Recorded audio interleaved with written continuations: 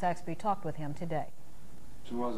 Professor Andrew David Hazy calls himself an external expert in this case. He wasn't directly involved in the civil trial, but he was the first photographic expert to examine pictures of OJ Simpson wearing Bruno Magli's shoes Simpson denied in court ever owning.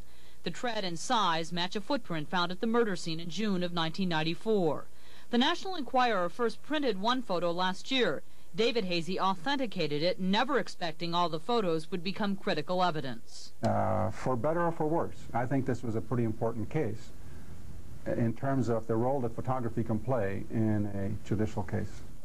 David Hazy is chairman of RIT's Department of Imaging and Photographic Technology. To authenticate the negatives, he used magnifying glasses and a video camera attached to a microscope.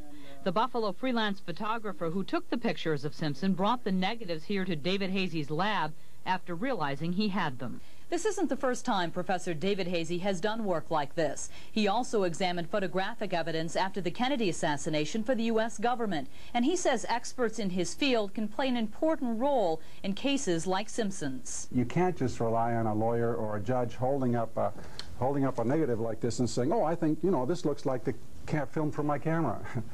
That's not good enough.